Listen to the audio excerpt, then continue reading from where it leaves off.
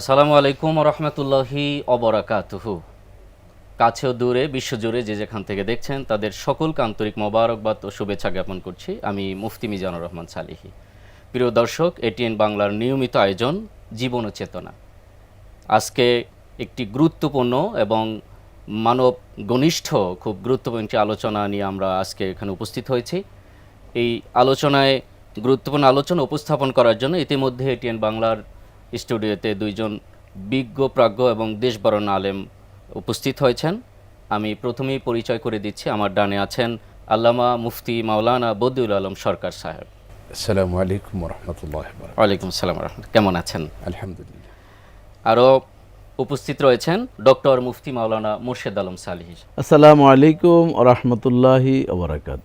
ওয়ালাইকুম আসসালাম রহমতুল্লাহি ওবরাকাতু। কেমন আছেন সাহেব? আলহামদুলিল্লাহ, আল্লাহ পাক অনেক ভালো রেখেছেন। আপনি কেমন আছেন? জি, শুকরিয়া, আলহামদুলিল্লাহ। প্রিয় দর্শক, আজকের আলোচনার বিষয় ইসলামে মানবাধিকার।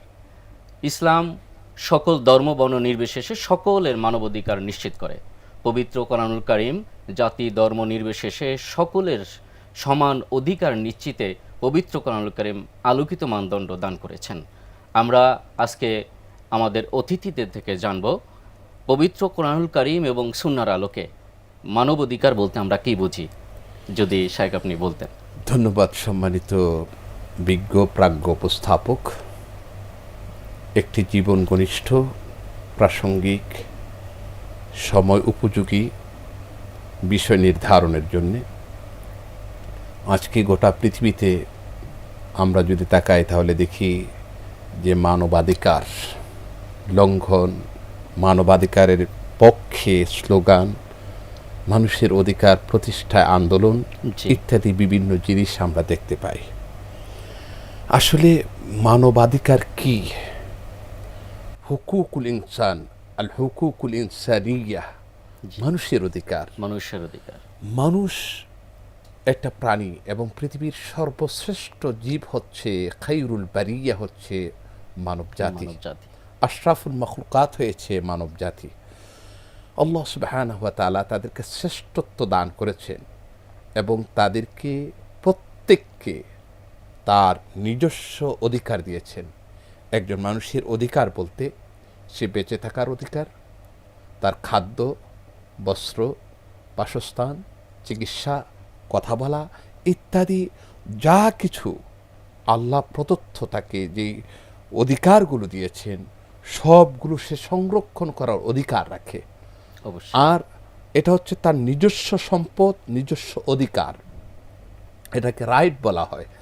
আমরা যদি দেখি যে হিউম্যান রাইট, মানবাধিকার, এবং 1948 সালে 10 ডিসেম্বর জাতিসংঘ universal declaration of human right তারা ঘোষণা করেছিল মানুষের অধিকার নিয়ে।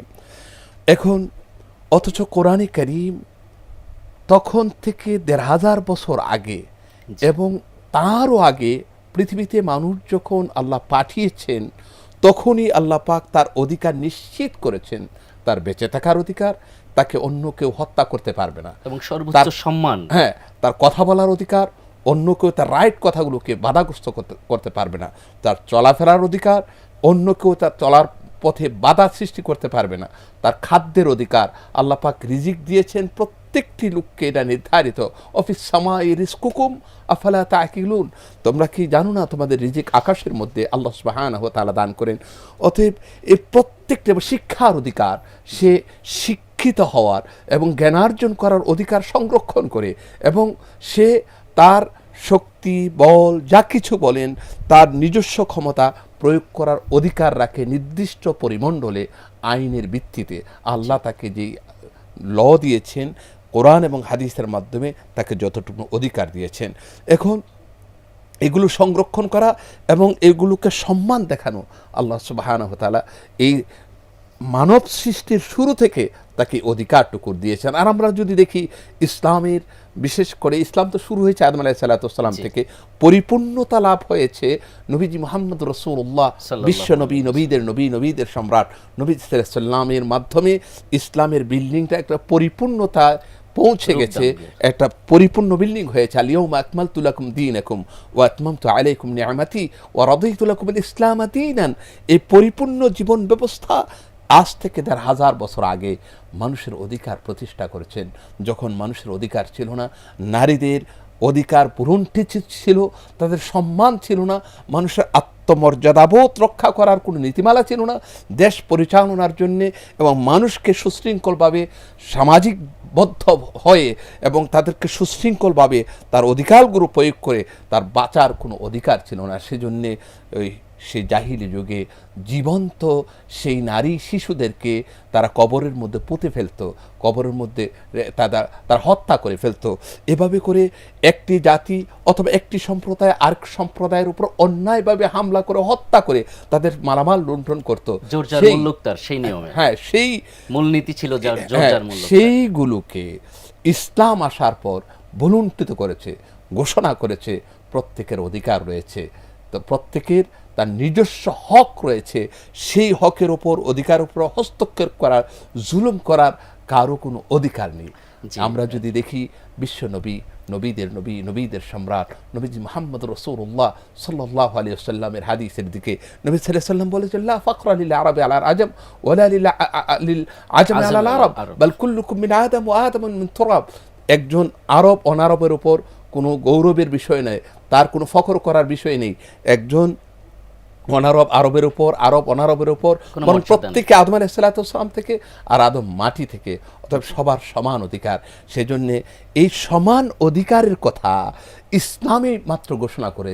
এর আগে আপনি যদি দেখেন পাশ্চাত্যের দিকে অথবা পৃথিবীর ইতিহাসের দিকে, ১,৫০০ বছর ২,০০০ বছর ইতিহাসের দিকে অন্যান্য ধর্মের মধ্যে নারীদের কোনো অধিকার ছিল না। ১৮ শতাব্দী পর্যন্ত নারীদের হৃদয় আছে, এইটুকুন পর্যন্ত অন্য লোকেরা, অন্য ধর্মাবলম্বীরা মানতে রাজি ছিল না। ইসলাম তাদের অধিকার প্রতিষ্ঠা করে। ধন্যবাদ সম্মানিত আলোচক মুফতি মাওলানা বদিউল আলম সরকার, খুব গুরুত্বপূর্ণভাবে বলছিলেন, উপস্থাপন করেছিলেন। আমরা যাব ডক্টর আল্লামা মুফতি মোর্শেদ আলম সালেহীর কাছে। ইসলামে মানব অধিকার আলোচক খুব গুরুত্বপূর্ণভাবে বলছিলেন, পবিত্র কোরআনুল কারিমে মানবাধিকারের কি কি দিক নির্দেশনা আছে আমরা যদি আপনার থেকে জানতে চাই। আলহামদুলিল্লাহ, সালাতু ওয়াসসালামু আলা রাসূলিল্লাহ, বাদ। সুযোগ্য উপস্থাপক, অত্যন্ত গুরুত্বপূর্ণ একটি সময় উপযোগী আলোচনা আপনি নিয়ে এসেছেন, এই জন্য আপনাকে ধন্যবাদ জানাচ্ছি। যারা দেখছেন সকলকে মোবারকবাদ জানাচ্ছি। আসলে মানবাধিকার বলতে এক কথায় মানুষের অধিকার। তো রাসূলুল্লাহ সাল্লাল্লাহু আলাইহি ওয়াসাল্লাম মানুষের অধিকার নিয়েই কিন্তু তার জীবনের শুরু থেকে শেষ পর্যন্ত কাজ করেছেন। আর এই অধিকারকে মূলত দুটি ভাগে ভাগ করা হয়েছে, হকুল্লাহ, হকুন্নাস। একটি হচ্ছে আল্লাহর অধিকার, আর একটি হচ্ছে মানুষের অধিকার। এই মানুষের অধিকারের ভিতরে পরতে পরতে সাজানো হয়েছে, যেমন হকুল ওয়ালেদাইন, পিতামাতার অধিকার আছে, হকুন নিসা, এইভাবে নারীদের অধিকার রয়েছে, হকুস সিবিয়ান, ছোট বাচ্চাদের অধিকার রয়েছে। প্রত্যেকটি সেক্টর আলাদা আলাদা করা হয়েছে। দেখুন, আমরা কোরআনুল কারীমের দিকে যদি তাকাই, আল্লাহ তাআলা, আমরা বলি যে 18,000 মাখলুকাত, আসলে আল্লাহ তাআলার সৃষ্টি জীব একমাত্র আল্লাহ তাআলাই জানেন কত। তবে এটা আমরা শোনা বলে থাকি। তবে সেটা যাই হোক না সংখ্যার দিক থেকে, কিন্তু সকল সৃষ্টির মধ্যে মানুষ যে শ্রেষ্ঠ জাতি, এতে কোনো সন্দেহ নেই। কারণ আল্লাহ তাআলা বলেছেন, ওলাকাত কাররামনা বানি আদম, যে আমি বনি আদমকে সবচেয়ে সম্মানিত করে সৃষ্টি করেছি। এখানে কিন্তু মুমিন মুসলিম, এখানে কিন্তু ডিফারেন্স করা হয়নি, পার্থক্য করা হয়নি। মানে মানুষদেরকে আল্লাহ তাআলা সবচেয়ে মানে হ্যাঁ, এবং আল্লাহ তাআলা কত চমৎকার বলছেন সূরা আত-তিনের মধ্যে, যে লাকাদ খালাকনাল ইনসানা ফি আহসানি তাকওয়িম, মানুষকে সবচেয়ে ইসমে তাফজিলের সিগা ব্যবহার করে আহসান বলছেন, হাসানও বলতে পারতেন, কিন্তু অধিক সুন্দর। তো এই মানুষের অধিকার মাঝে মধ্যে এত লঙ্ঘন হয়ে যায়, এরা যে মানুষ নাকি একটা মশা মাছি না কুকুর। অনেক সময় আমরা বিভিন্ন ধর্মে স্লোগান শুনি যারা বলে যে জীব হত্যা মহাপাপ, কিন্তু দেখা যায় তারা এই মানুষ হত্যাকে মহাপাপ মনে করেন না। জীব বলতে কুকুরকে তারা মনে করে, জীব বলতে বিড়ালকে তারা মনে করে। একটা কুকুরের পিছনে মাসে লক্ষ লক্ষ টাকা খরচ করা হয়, কিন্তু মানুষকে হত্যা করতে একটু দ্বিধাবোধ করে। এই যে আপনি বর্তমানে যে গ্লোবালাইজেশন, যে যুদ্ধ চলছে, আপনি দেখেন যে একজন প্রেসিডেন্ট ওনার রাজপ্রাসাদে উনি আছেন, ওনার অবস্থায় আরেক দেশের প্রেসিডেন্ট উঠিয়ে নিয়ে যাচ্ছে। এটা মাঝে মধ্যে ভাবলে ভাবি যে এটি কি আসলে আমরা কি আসলে কি মানুষের জগতে আছি, নাকি এটা একটা স্বৈর দুনিয়াতে আমরা একটা বিকৃত মানসিকতার। হ্যাঁ, বিকৃত মানে বিকৃত শব্দটা বললো, বিকৃত শব্দেরও মান সম্মান যায়, মানে মানে অধিকার বলতে তো ন্যূনতম, অর্থাৎ যার যার অবস্থানে যার যতটুকু প্রয়োজন সেই ততটুকু দেই হচ্ছে অধিকার। আর আদব বলা হয় কাকে, যে অজুসাই আলা মহল্লি, যে জিনিসটা যেখানে রাখলে সুন্দর মানায় সেটাই হচ্ছে কি আদব, শিষ্টাচারিতা। জি। কিন্তু একজন মানুষ, আমি এখানে বসে আছি, এখানে টিভির অনুষ্ঠান চলছে, হঠাৎ করে আচানক একজন আমাকে টেনে হেসড়ে বের করে দিচ্ছেন যে আপনি এখানে অনুষ্ঠান করতে পারবেন না, তাহলে আমার অধিকার লঙ্ঘন করা হচ্ছে। কিন্তু রাসূল, সম্মান মর্যাদা হ্যাঁ দিয়ে হ্যাঁ পরিপূর্ণভাবে বলুণ্ঠিত হ্যাঁ, করা হয়েছে। সর্বপ্রথমে কিন্তু ওই যে ওলাকাত কাররামনা বানিয়ে দেব, এখানে কিন্তু সম্মান দেওয়া হয়েছে মানুষকে। আমি এই জন্যই বলছি এখানে কিন্তু কোনো আলাদা করা হয় না যে কে হিন্দু, কে বৌদ্ধ, কে খ্রিস্টান, কে মুসলিম অমুসলিম। এখানে ডাইরেক্ট বলা হয়েছে ওলাকাত কাররামনা বানি আদম, বনি আদমের সন্তানকে সকল সৃষ্টির মধ্যে সম্মানিত থেকে করা হয়েছে। সম্মানিত করা হয়েছে। কিন্তু সেই সম্মানিত মানুষগুলোর অবস্থানটা কেমন হয়ে যায়, আল্লাহ তাআলা নিজেই বলছেন উলাইকা কাল আনআম, তাদের আচার আচরণ, বিহেভিয়ার, মোরালিটি অবক্ষয় যখন হয়ে যায় নীতি নৈতিকতার, তখন তারা চতুষ্পদ জন্তুর মতন হয়ে যায়। আল্লাহ তাআলা এরপরে অভিমান করে আবার গোসা করে বলছেন বালহুম আদাল, এরা চতুষ্পদ জন্তু না, চতুষ্পদ জন্তুর মধ্য থেকে আরও যে নিকৃষ্ট। যেমন ধরুন চতুষ্পদ জন্তুর মধ্যে শূকর হচ্ছে সবচেয়ে নিকৃষ্ট, কারণ সেটা উপরের খাবার কখনো খায় না, মানে নিচ থেকে নিচের পোষা যেটা সেটা সে খুঁজতে হেঁটে খুঁজতে গেলেও সেখানে নাপাক হয়ে হ্যাঁ নাপাক হয়ে যায়। তাহলে মানুষের মধ্যে কিন্তু এরকম হয়ে যায়। এই যে এখন দেখেন আপনার এই যুদ্ধ চলছে, মানুষের স্বাধীনতা নষ্ট করা হচ্ছে, স্কুলে ছাত্ররা পড়াশোনা করছে, সেখানে গ্রেনেড হামলা হয়ে সব জীবনগুলো শেষ হয়ে যাচ্ছে। তারা তো লেখাপড়া করতে গিয়েছিল, কিন্তু সেখানে এই যে দেখেন একটার পর একটা একটার পর একটা একটা রাষ্ট্রের সমস্ত যে মানে চালিকা শক্তি সব নষ্ট হয়ে যাচ্ছে, ধ্বংস হয়ে যাচ্ছে। এর সাথে সাথে সারা বিশ্বের এই গ্লোবালাইজেশনের ক্ষেত্রে আমরা যে বিশ্বের যে চাকা ঘুরছে সেখানে তেল বন্ধ হয়ে যাচ্ছে। তার মানে আপনি এখন বাংলাদেশের দিকে তাকান, আমাদের স্বাধীনতার দিকে যে স্বাভাবিকভাবে আমাদের যে জীবন, আমরা এখন তেলের পাম্পে যাচ্ছি। আমি গতকাল আমার গাড়ি নিয়ে গিয়েছি, আমি পারি নাই নিতে, আমি নেই সবসময় অকটেন, এখন নিতে হচ্ছে পেট্রোল। কিন্তু তাও আবার দীর্ঘ সময়, আবার একটু পরে বসে তেল শেষ, নিচে কাঁচরা ময়লা আছে, পারবেন না নিতে, 3 ঘন্টা লাইনে থাকার পর এই অবস্থা। তাহলে আমরা তো মানুষ হিসাবে এই যে মানুষ মানুষের জন্য এই স্লোগান শুধু শুনেই যাচ্ছি ছন্দে ছন্দে, কিন্তু দেখা যায় সেই মানুষরা আজ অধিকার বঞ্চিত, অন্ন, বস্ত্র, বাসস্থান, শিক্ষা। ফিলিস্তিনের দিকে তাকান, কি অধিকার তাদের, একটু বেঁচে থাকার অধিকার আল্লাহ ছিল। তাবারক ওয়া তাআলা বলেই দিয়েছেন মান কাতালা নাফসান বিগাইরি নাফসিন আও ফাসাদিন ফিল আরদি ফাকান্নামা কাতালান নাসা জামিয়া। হ্যাঁ, নিরপরাধ একজন মানুষকে হত্যা করলে পুরো জাতিকে হত্যা করার অপরাধ, পুরা বিশ্বের সব মানুষকে সকল হত্যা করে। মানুষকে আবার হত্যা করে। ওমান আহিয়া ফাকান্নামা আহিয়া আহিয়া নাসা নাসা জামিয়া, জামিয়া। কোনো না কোনোভাবে আপনার সহযোগিতায় যদি একজন মানুষের প্রাণ বেঁচে যায়, তাহলে সারা পৃথিবীর মানুষকে বাঁচানোর একটা মাধ্যম উসিলা আপনি হয়ে গেলেন। কিন্তু আজকে দেখেন যে সকল মোরল রাষ্ট্র আজ চেপে বসেছে মুসলিম মিল্লার উপর, আমাদের এই মুসলিম মিল্লা এখনো বোঝার অনেক বাকি রয়েছে। যে আমরা ভাবি যে ওই দেশ ধ্বংস হয়ে যাচ্ছে, আমরা তো ভালো আছি, আসতে কতক্ষণ। এই যে দেখেন একটু তেল নিয়ে একটা হরমুজ প্রণালী, এই যে সেখানে যেইভাবে মানে চক আঁকা হচ্ছে, সেখানে তেল আসা না আসা এ নিয়ে দেখা যায় আমাদের দেশে কি হচ্ছে, মানুষের অধিকার লঙ্ঘন হচ্ছে। এখন খোঁজে পাওয়া যাচ্ছে তেল, বেরেলে বেরেলে তেল পাওয়া যাচ্ছে বিভিন্ন জায়গায়, মানে লুকিয়ে রাখা হয়েছে, নোটিশ করে দেওয়া হয়েছে হ্যাঁ। যে তেল নেই, সেখানে বেলে বেলে শত শত লিটারের তেল পাওয়া যায়। তেল পাওয়া যাচ্ছে। এটার মূল কারণ হচ্ছে আপনার ওহির জ্ঞান থাকতে হবে।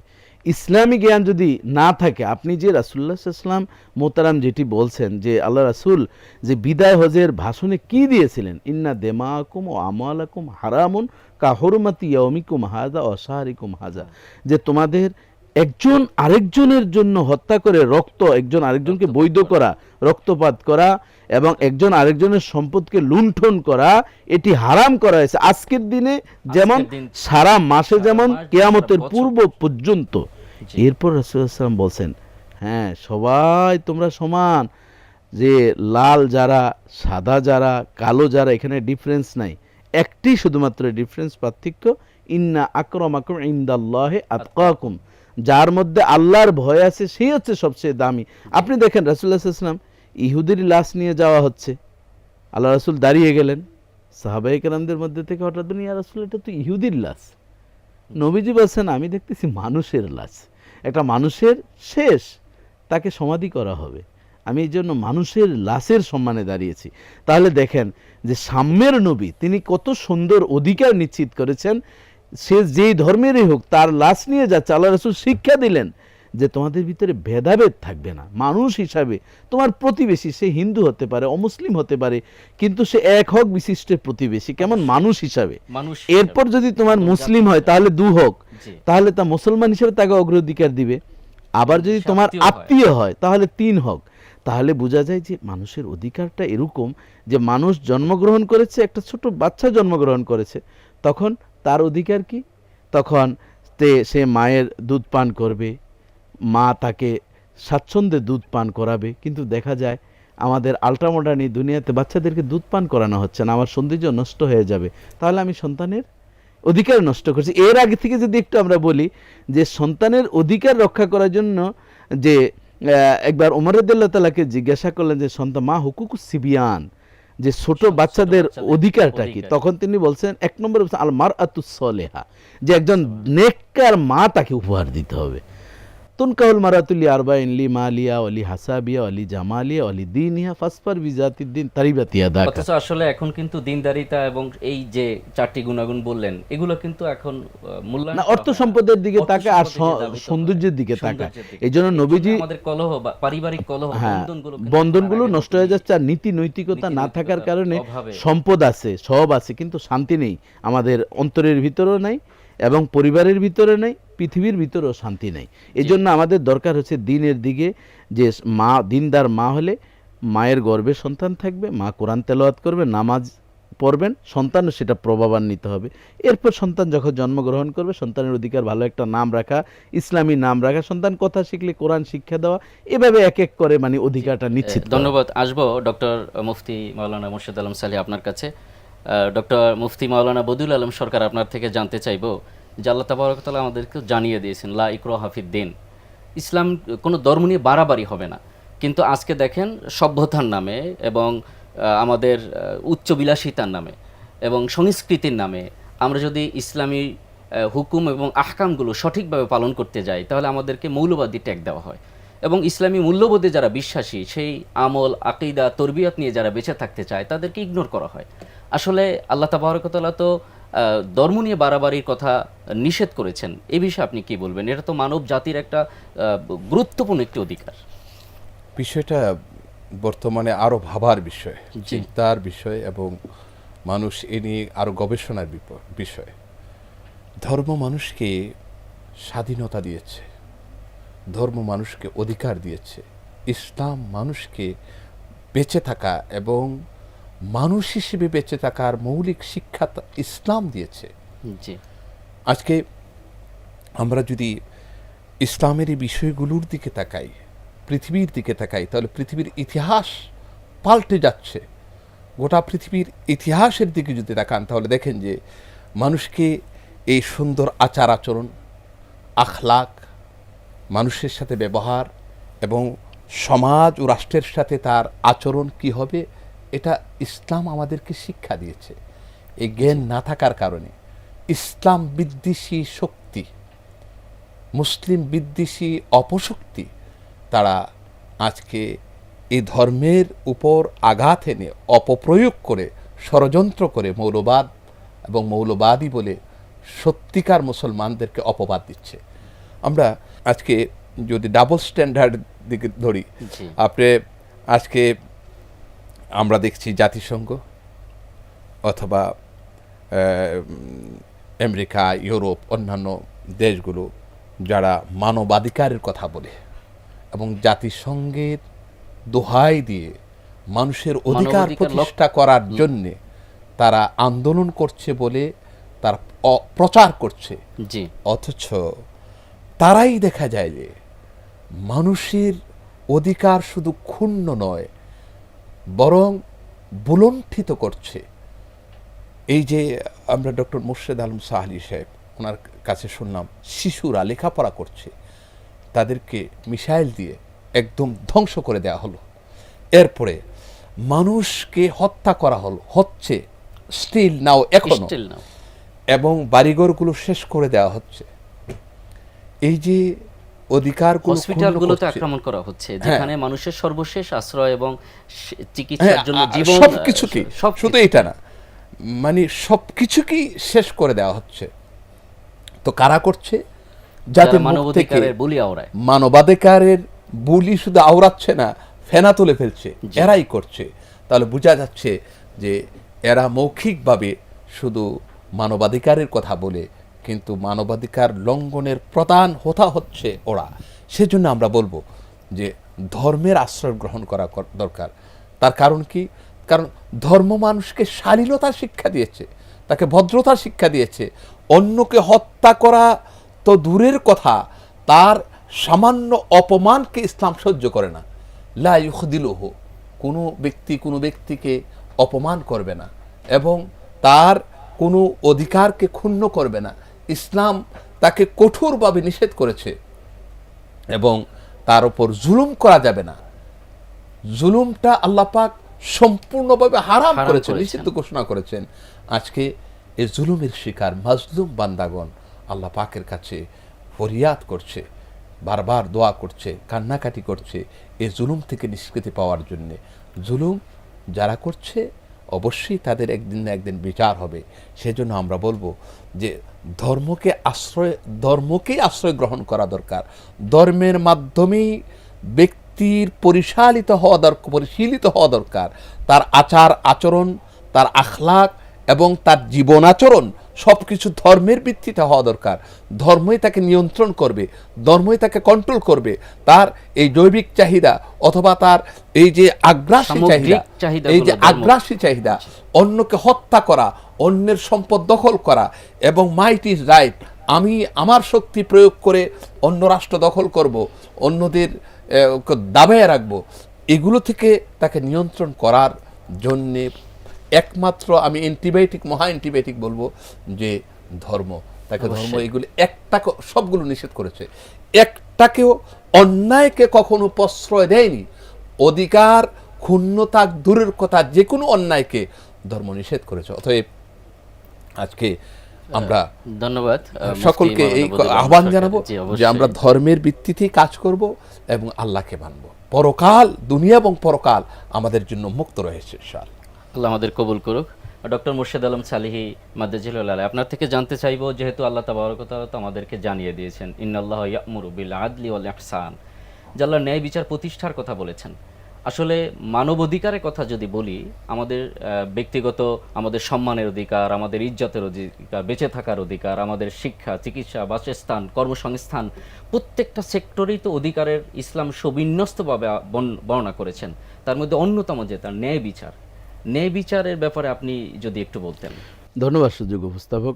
আসলে ন্যায় বিচারের বিষয়ে তো রাসূলুল্লাহ সাল্লাল্লাহু আলাইহি ওয়াসাল্লাম যে চমৎকার হাদিস, বুখারী শরীফের হাদিস আমরা দেখতে পাই, সাবাতুন ইউজিল্লুহুমুল্লাহু ফি যিল্লি ইয়াওমা লা যিল্লা ইল্লা যিল্লাহু, ইমামুন আদিলুন। সর্বপ্রথমে 7 শ্রেণীর ব্যক্তিকে আল্লাহ তাআলা আল্লাহর আরশের ছায়াতলে ডেকে আশ্রয় দান করবেন। তার মধ্যে 1 নম্বরেই বলছে ইমামুন আদিল, ন্যায়পরায়ণ বিচারক। এই ন্যায়পরায়ণ বিচারক, এটা বলা যেমন সহজ, কিন্তু যখন চেয়ারে বসা হয় তখন কিন্তু দেখা যায় পদে আসার পরে এই ন্যায়ের বলি আর থাকে না।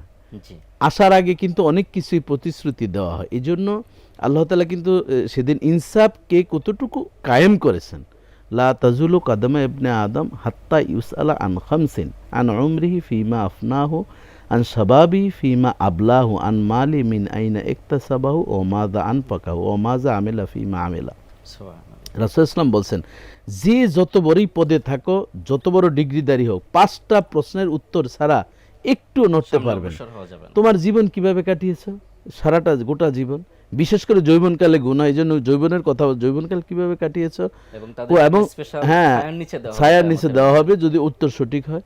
এরপর মাল সম্পদ করেছো, কোন কোন খাত থেকে তুমি আয় করে এত সম্পদ বানিয়েছো, কোন কোন খাতে তুমি ব্যয় করেছো, সেটা কিন্তু ভাউচার মিলাইতে হবে, এবং যতটুকু জেনেছো কতটুকু আমল করেছো। এই যে এই হাদিসটা পড়লেই কিন্তু আর অধিকার নষ্ট আমরা করতে পারি না, খাবারে ভেজাল দিতে পারি না আমরা। কিন্তু এই যে অন্ন, বস্ত্র, বাসস্থান, আপনি দেখেন অন্য আমরা খাবার খেতে গেলে দুনিয়ার যত ধরনের পচা জিনিস আছে এটাকে ফরমালিন দিয়ে হোক, মানে আপনি শরবত বানানো হচ্ছে, জুস বানানো হচ্ছে, রং মিশিয়ে হোক, আমরা এত মজা করে মাঠা খাই। আমি একবার মাঠা খেলাম, তো আরেকজন পাশ থেকে বলতেছেন যে আপনি জানেন এই যে মাঠা, এই যে আপনি সর পাচ্ছেন, এটা কিন্তু সর না, এটা টিস্যু। আমি বললাম আয় হায়, মানে একজন আরেকজনের প্রতিপক্ষ, ওরেই কোম্পানি। তো যাই হোক, সব মিলিয়ে হচ্ছে মানুষকে খাবারের মাধ্যমে মারা হচ্ছে, পোশাকের মাধ্যমে মারা হচ্ছে, চিকিৎসা ইঞ্জেকশন আনা হচ্ছে, এটা তো ভেজাল, ওষুধ ডেট ওভার, মানে যেখানেই যাবে। এই জন্য মূল কথা হচ্ছে আল্লাহর কোরআন এবং নবীর যে সুন্নাহ রয়েছে সে অনুযায়ী মৃত্যুর ভয় যদি একটু থাকে, মুতু কাবলা আন তামুত, নবীজি বলছেন মরার আগে মৃত্যুর আগে তুমি একটু মরো, মৃত্যুর আগে তাহলে তোমার অন্তরে ভয় থাকবে, জি, ধন্যবাদ। তাহলেই অধিকার ইনশাল্লাহ নিশ্চিত হবে। ডক্টর মুফতি মোর্শেদ আলম চালি খুব গুরুত্বপূর্ণভাবে মানবাধিকার সম্পর্কে আলোচনা করছিলেন। জি, আপনাকেও ধন্যবাদ। এতক্ষণ পর্যন্ত যারা আমাদের আলোচনা শুনছিলেন তাদেরকে আমরা বিশেষভাবে অনুরোধ করব, ইসলাম মানবাধিকার নিশ্চিত করেছে, জাতি ধর্ম বর্ণ নির্বিশেষে, সাদা কালো, ধনী গরিব, অসহায় দারিদ্র সকলের অধিকার সমতা বিধান ইসলাম করেছে। আমরা আমাদের ব্যক্তিগত জীবনে আমাদের মান সম্মান ইজ্জত, আমাদের শিক্ষা চিকিৎসা বাসস্থান এবং আমাদের সন্তান, আমাদের স্ত্রী, আমাদের মা বাবা, আমাদের পরিবার পরিজন, আমাদের কর্মস্থলে আমাদের সহকর্মী যারা আছে সকলের পার্টিকুলারলি যথাযথ অধিকার ইসলাম নিশ্চিত করেছে। আমরা যদি ইসলামের হক এবং হুকুকগুলো সম্পর্কে জানতে পারি, আল্লাহ তাবারক ওয়া তাআলা হুকুম এবং আহকাম সম্পর্কে সঠিক জ্ঞান অর্জন করতে পারি, হক্কানে ওলামা ইকরামদের কাছ থেকে তাদের সান্নিধ্য অর্জন করে ইসলামের হুকুম এবং আহকাম সম্পর্কে যদি আমরা সম্যক জ্ঞান অর্জন করতে পারি, আমরা আমাদের জীবনের প্রত্যেকটি স্তরে প্রত্যেকটি পদক্ষেপে সঠিকভাবে ইসলাম যেভাবে আমাদের অধিকার দিয়েছেন সেই অধিকারগুলো বাস্তবায়ন করতে পারবো। আমরা শত ইবাদত বন্দিগিতে আমাদের জীবন লুটিয়ে দিব, কাটিয়ে দিব, আসলে কোনো কাজ হবে না যদি আমি অপরের হক নষ্ট করি, অধিকার থেকে বঞ্চিত করি। তো আজকে আমাদের অনুষ্ঠান যারা শুনছেন তাদের সকলকে অনুরোধ করবো, আমাদের ব্যক্তিগত জীবন থেকে শুরু করে আন্তর্জাতিক পরিমণ্ডল পর্যন্ত প্রত্যেকটি পদক্ষেপে আমরা যেন মানব অধিকার, সকল অধিকারগুলো, হক এবং হুকুকগুলো আদায় করতে পারি। আল্লাহ তাবারক ওয়া তাআলা আমাদের সকলকে সুযোগ এবং তৌফিক দান করুক। ওয়াখির দাওয়ানা আলহামদুলিল্লাহি রাব্বিল আলামিন। আসসালামু আলাইকুম ওয়া রাহমাতুল্লাহি ওয়া বারাকাতুহু। ওয়া আলাইকুম আসসালাম।